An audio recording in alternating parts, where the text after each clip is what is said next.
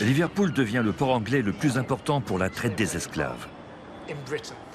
Londres et Bristol ont bien tenté de rivaliser un temps, mais en 1750, Liverpool avait définitivement pris l'avantage.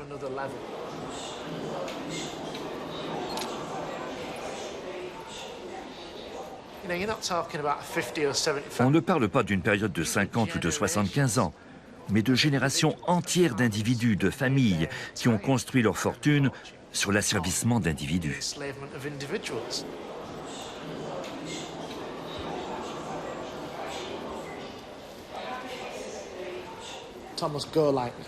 Thomas Golightly était maire de Liverpool et l'un des marchands de la ville qui commerçait avec l'Afrique.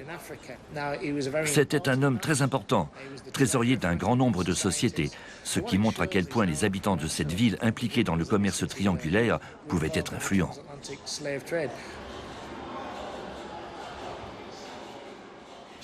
D'où proviennent les fonds nécessaires à acquérir des navires, des esclaves, etc. Des placements boursiers. On investit son capital dans l'acquisition de titres de compagnie qui font commerce des esclaves, ou dans des banques qui, à leur tour, accordent des prêts à des compagnies négrières. Bref, tout se résume à une course au profit.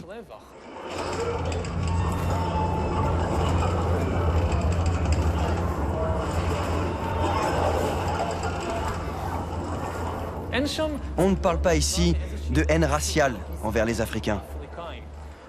Le racisme était alors moins prégnant. Le racisme est la conséquence, et non l'origine de l'esclavage.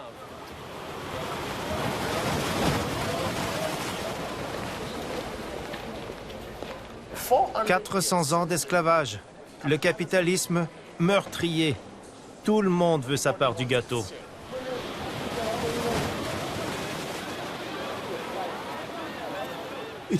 On dit souvent qu'Adam Smith était insensible aux mouvements sociaux et aux changements de son époque. Peut-être que ce qui est passé sous silence dans la richesse des nations, c'est l'esclavage.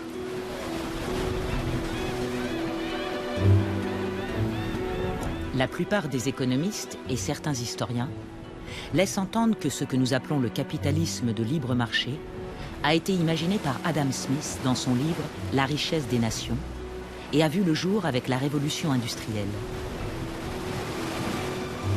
Mais les véritables origines de notre système économique actuel se trouvent bien à 7000 km de l'autre côté de l'Atlantique et 200 ans avant la publication du livre du philosophe.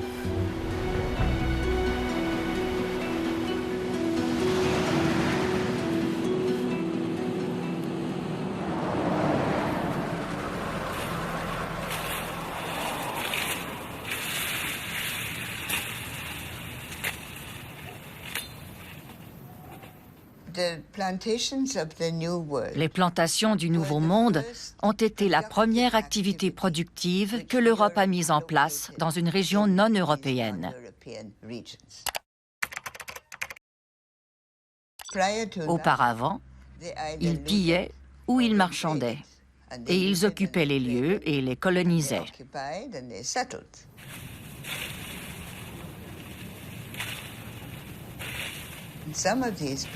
Certaines de ces plantations étaient immenses, bien plus que n'importe quelle entreprise européenne à l'époque.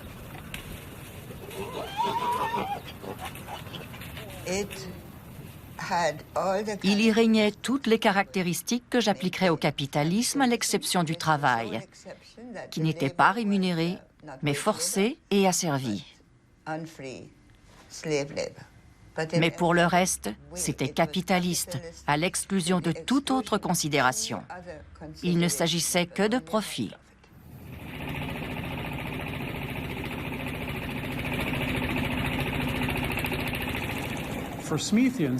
Pour les profanes, il est difficile de mettre en relation une coercition extra-économique, comme l'esclavage, avec des relations économiques normales.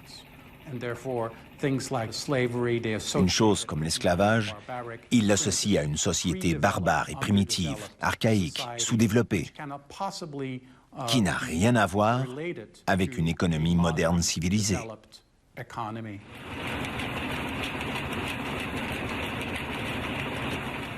Mais on peut légitimement dire que le capitalisme a en fait commencé au XVIe siècle, avec la colonisation des Caraïbes et de l'Amérique latine.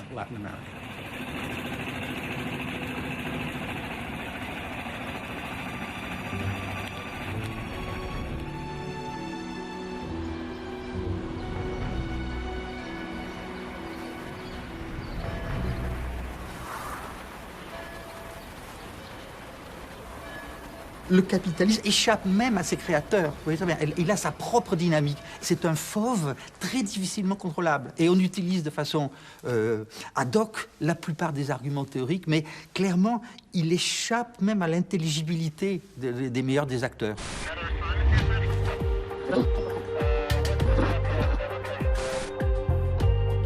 Mais si la naissance du capitalisme n'a en effet rien à voir avec Adam Smith, pourquoi son livre La richesse des nations a-t-il eu tant d'importance?